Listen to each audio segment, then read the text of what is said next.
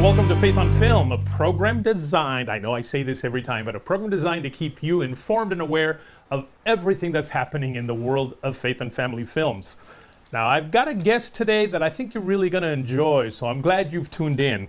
Let me give him the proper introduction. Rich Swingle is an award-winning actor who has performed and or taught on 6 continents, in 39 nations, he gets around, and in hundreds of venues, mostly with a dozen one-man plays he has written or helped develop. He has performed and or taught workshops in over 40 colleges and universities, including his alma mater, George Fox University. His work has not only a dramatic appeal, but is spiritually nourishing, and that's quite a powerful combination. The theater pieces that Rich creates and into which he breathes life so lovingly and with such dedication ascend to these essential heights. Rich, welcome to Faith on Film. Where are you? Glad to be here. Thank you. You're certainly not at your home. Where are you today? No, I am standing at the Lincoln Memorial, and we're looking out over the National Mall there, and you can see the Washington Memorial, and if you look closely, the Capitol building beyond that. Oh my goodness. You know what? I have only been there once, and literally just practically driving through. It was a meeting that I had in Virginia, but I was in Philly, so I drove past it, had my meeting, drove back and just kind of drove through a few streets, but I've always wanted to go to Washington, D.C. Now, why are you there? I'm here for the return and the prayer march that's happening tomorrow, and so I thought since I was down here already, why not do the interview here? We've been hearing shofars blown. This is all in conjunction with Yom Kippur and the day of return, the return for the Jewish calendar and Hebrew calendar, rather. And also, if you listen closely, once in a while, you'll hear the music as they're setting the stage for tonight's concert. It's on the other side of the Washington Memorial. Oh, my goodness. Now, I'm going to let the audience know, we tape these shows sometimes a good couple of months in advance. So this will have already happened in the past, but while we're here, it's happening as we're doing this interview. This is really nice. So, it's happening now. So listen, I've had a lot of guests on the show here, and most of them have been either writers, producers, directors, actors in movies. I think this is the first time that I've had somebody that is really a lot more involved also in theater, in the actual live theater. You, my friend, are a true thespian. Well, yeah, I actually did a few films back in the 90s, extra work and a student film, but I didn't really get started in film until 2010. So, yeah, I've done about 30 films since then, but continue to do the stage plays. Yeah, well, that's kind of what really attracted me to you when I saw you do this one-man presentation. It just blew me away. I mean, you literally transformed me into that particular space and time where I felt like I'm really listening to the character he's playing. It was really amazing. Oh, praise God. Yeah, we did Hudson Taylor and Lazarus at that. That was Content 19 last year. Yeah, that was really amazing. Listen, the way I do the show is usually the first segments that my guest lets us know kind of how they got started in this industry. Did you start? Most of them actually started when they were young kids. Is that kind of how you started? That's absolutely right. Yeah, the first role that I had on stage was as Mr. Beaver in The Lion, the Witch, and the Wardrobe. And so for 4 decades, I've been telling people Aslan is on the move. And boy, it just seems like the Lord is really on the move in these days as well. So it's a good heritage, good place to have started. And actually that same year, 4th grade, I played an alien who came to Earth to witness the birth of Jesus. And so my dad gave me this crop dusting helmet. He used to be a crop duster flying over fields. And he told me to put this gel on the inside of the visor so that it wouldn't fog up. I forgot. My lines were in my space console. And so little Ricky learned to improvise at an early age as well. Now, were you already a Christian then when you were a kid? I mean, were you raised in the church? I was. I recently asked my mom, tell me about when I came to the Lord, because I thought I was 5, and she started with, well, you were 3. So I forgot about that one. The one that's in my memory is when I was 5, but I guess I was already started when I was 3. And then I was a part of the Good News Club all through elementary school. And every time they offered the invitation to give your life to the Lord, I was like, yes. And so I got good and saved. Yeah, and, I guess so. So praise God. Do you feel like maybe what you're doing, especially right now, has really been a calling that God had for you from conception? Absolutely. I didn't recognize it at first. I was doing all of this theater as a young man. I was in a sketch troupe in our youth group when I was in high school, and a sketch troupe in college. But it's ironic because I took a makeup class at the Oregon Shakespeare Festival in Ashland, and I talked to some of them, and they all talked about how poor they were and how hard it was to make it as a living. So I really was afraid of it as a career path. And so it's kind of funny to me now. I was in utter rebellion, running away from my call. I was training to be a pastor. And it's so funny to me now because pastors are among the lowest paid professionals in America. So I don't know what I was thinking, but I wanted security. I wanted a regular paycheck. So I went to seminary, and I was at Gordon Conwell Theological Seminary. And while I was there, I was sick for a week, flat on my back for a week, and God really got my attention. And it wasn't like I heard his voice, but I knew that I was called not to be a pastor, but to minister through the performing arts. Wow.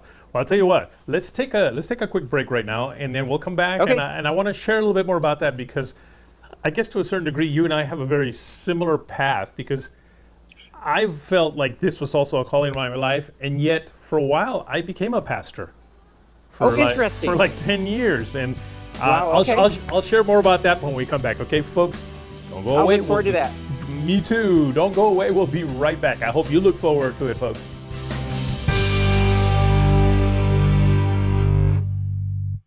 Encourage TV. Family-friendly and faith-friendly content absolutely free.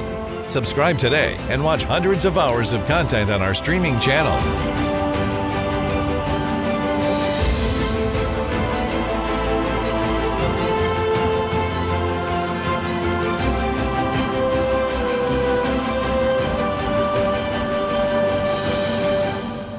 Visit encouragetv.com today.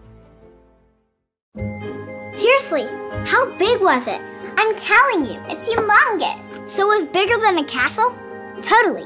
And when you're there, there's so many cool things to do that you forget about time. No way. That only happens in one place.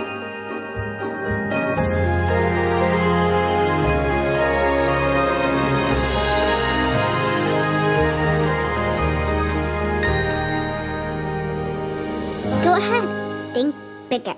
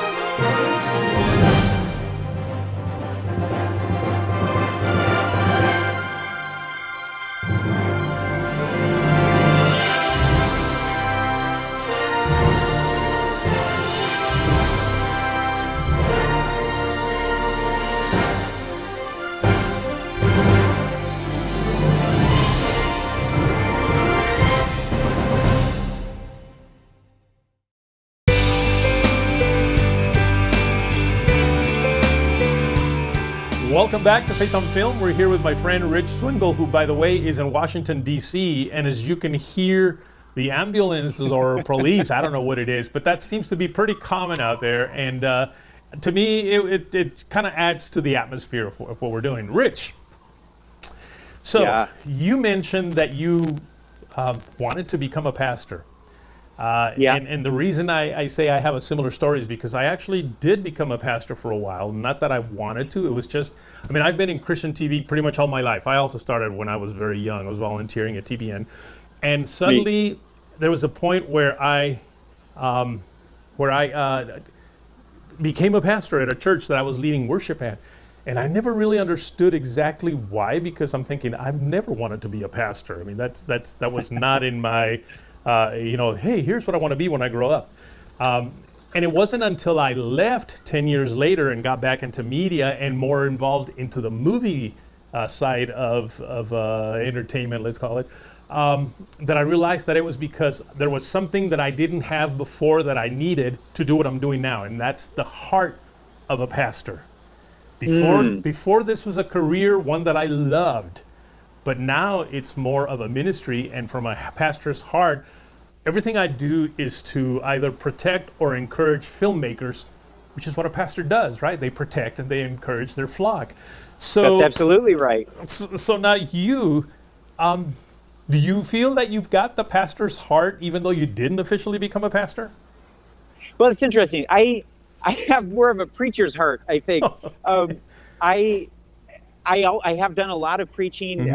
You can see, not a whole lot, but I don't know, 10 to 20, I guess, sermons since seminary. You can find those at at westchesterchapel.org /Rich Swingle, where I am a registered drama evangelist. So typically there's some kind of a drama element. Really recently, I've started a series called Reviving the Revivalists. I have 2 in the can right now, and neither of them are available to the public just yet. They need a little more tweaking. But the first one was John Wesley, the founder of the Methodist Church, and our denomination is Church of the Nazarene. So we kind of sprang out of that. And so I preached the first sermon that John Wesley preached after his heart was strangely warmed. He had been a missionary to America and had been, you know, all about serving God's people, serving God, but he didn't know God. He was afraid to die on the boat coming across to America, but these Germans were rock solid, continuing to sing their praise songs to the Lord in the midst of this gigantic storm. And so he knows something is missing. And so we tell that story and then go into that sermon. Wow. So you know what? Maybe one thing that I didn't. You've preached more sermons than I have, and that I was a pastor. I always felt like I don't do that well. That's just not what I'm cut out for, you know. But maybe what I could have done was just taken somebody else's sermons and just acted them out. There you go. There you go. Yeah, that was not we talked earlier offline about the preparation that goes into sermons. And that took preparation too, but it was more from the angle of a screenwriter than of a sermon preparer. But I have preached my own sermons as well. That is probably one of my weakest links. Is I'm very bad at preparing. I just get in here and say, let's go see what happens. Doesn't work well with sermons. So now I know that you've also done, you've done, what do you say, like 35, 36 films. And I know that, you know, I've seen several of them. And, you know, and you go from the very dramatic to sometimes even just kind of funny. You were recently in a movie that I was one of the executive producers on called Bell and, how's it called? Farmer and the Bell. Farmer and the Bell. And yes, that was very fun. You were like her manager or assistant or something. Yeah. So which do you like better, films or theatrical, theater, stand-up, live theater productions? You know, they both have their benefits. I feel like the benefit to film is that it has the potential to reach a much broader audience. Right.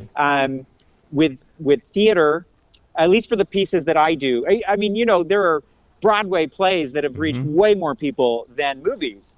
And yet, typically, at least for the work that I'm doing, it is the potential is there with film to reach a broader audience with a message that is going to move them closer to the Lord.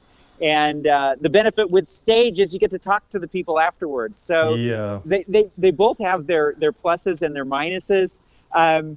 I've been asked this question before, and I don't know what I answered the last time. Honestly, I love them both so much. If I had to pick, man, I don't know. I wouldn't want to give up either one. Yep, there's no way. I'm a huge theater lover. I love going to the theater. I've seen lots of productions. I've seen productions on Broadway. In fact, one of the first ones that I saw was Pygmalion with Peter O'Toole. I was literally front row. I mean, I could literally just reach up and shake his hand or something. And I just love theater. And I used to actually do a lot of theater when I was in school is that right? Yeah, in junior high. So I did do theater.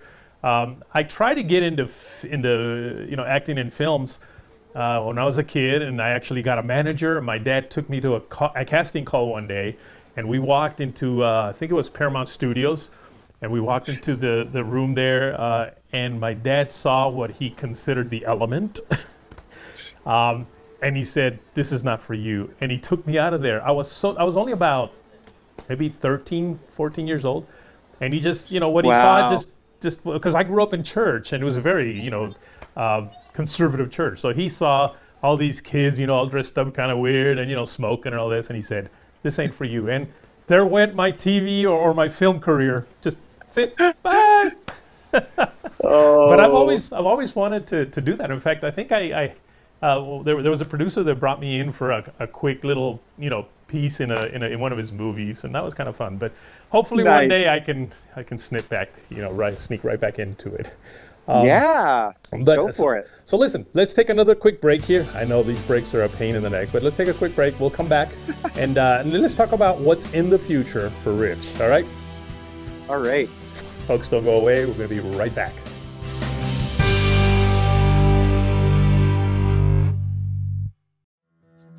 YBL is an experience like none other.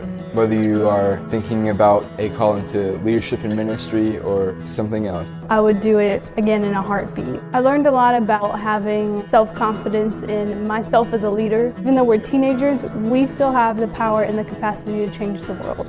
God can do amazing things in a very short amount of time. The material that we studied and the activities that we did really helped us to see that. Going to YBL and hearing from professors that are my future professors and professors now, coming to Asbury is really like a continuation of what Youth Becoming Leaders was. It was really important having a group of people my age who wanted to do what I wanted to do. We kind of end up as a family, which is the best thing I think about YBL.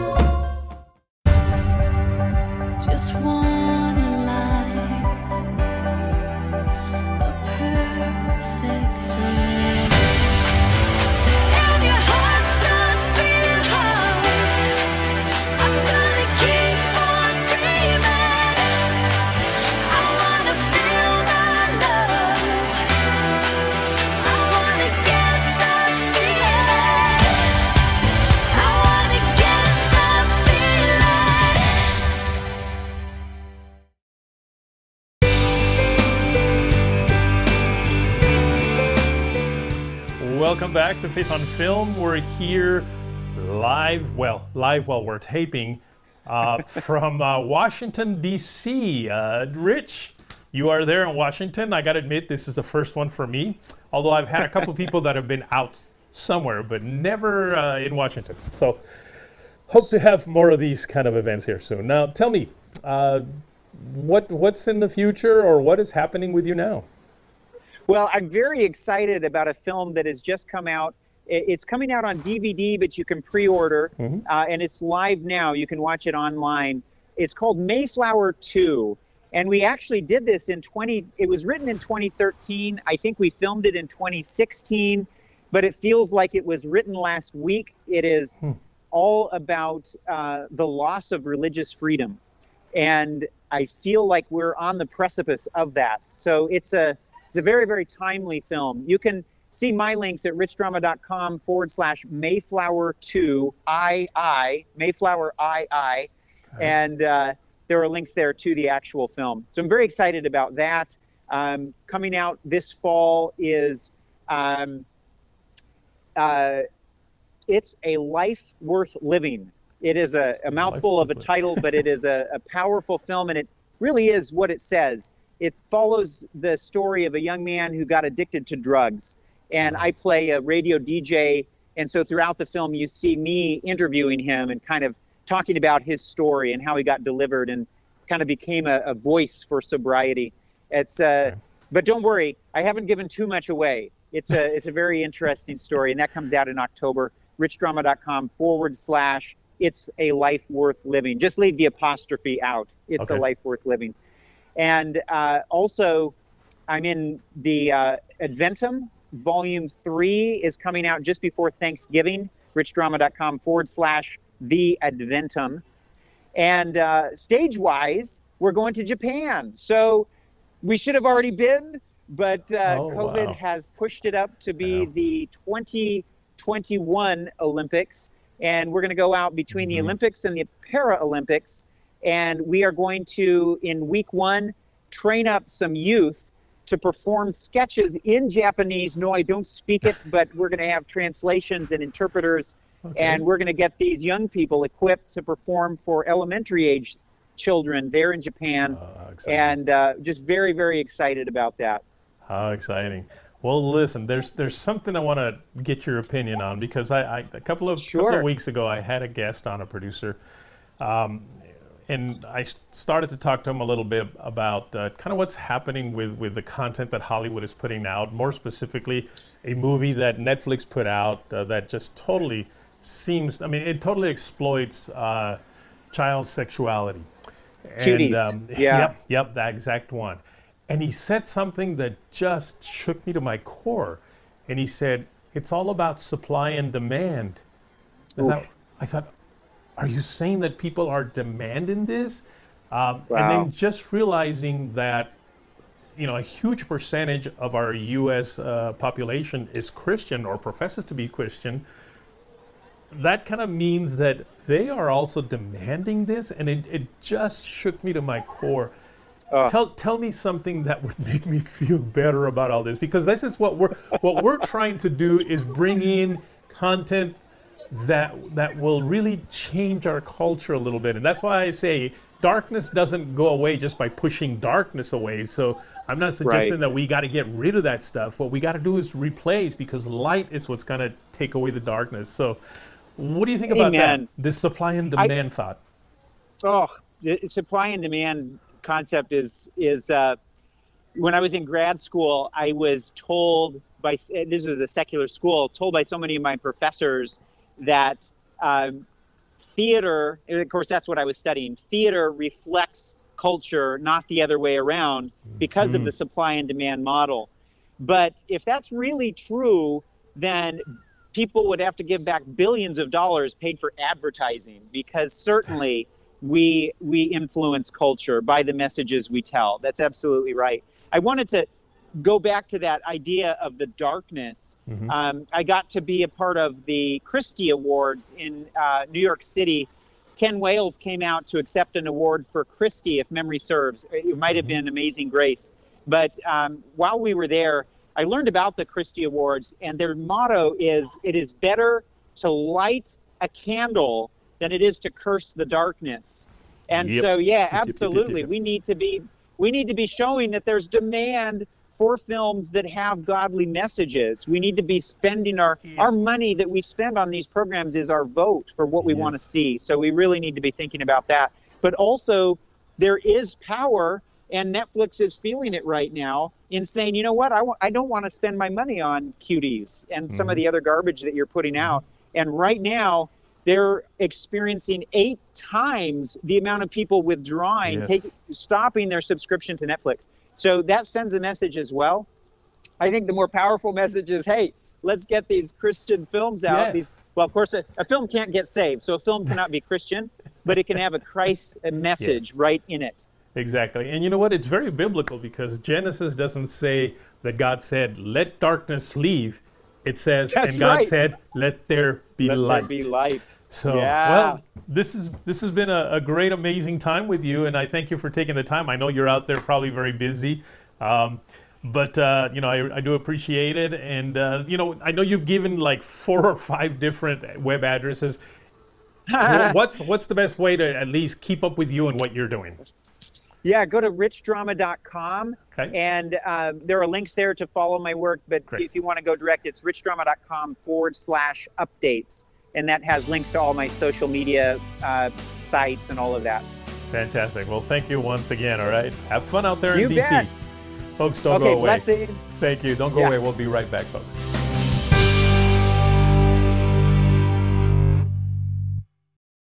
Encourage TV. Family-friendly and faith-friendly content absolutely free. Subscribe today and watch hundreds of hours of content on our streaming channels.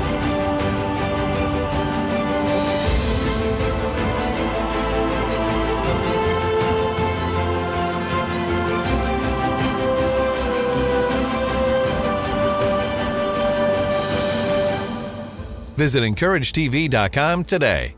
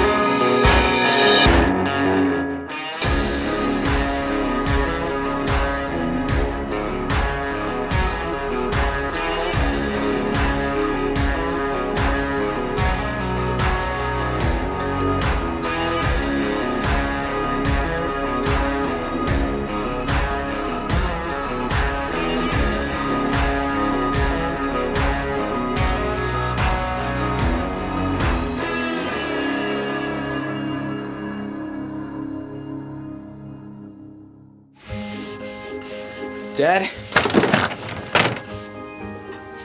This is a lot of work. It might take us the entire weekend. You think this is rough? Try building one of the most massive wooden ships in history without modern tools.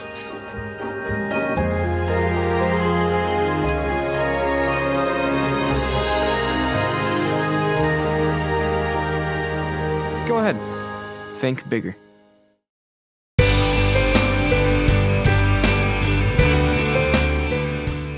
Welcome back. We have reached the end of yet another show. I really hope you enjoyed my conversation with Rich, all the way from the Washington Monument in Washington, D.C. I just want to remind you, though, that you can follow me on Facebook, Instagram, and Twitter at Faith on Film TV. That's at Faith on Film TV. And, of course, I'd love for you to write me a note.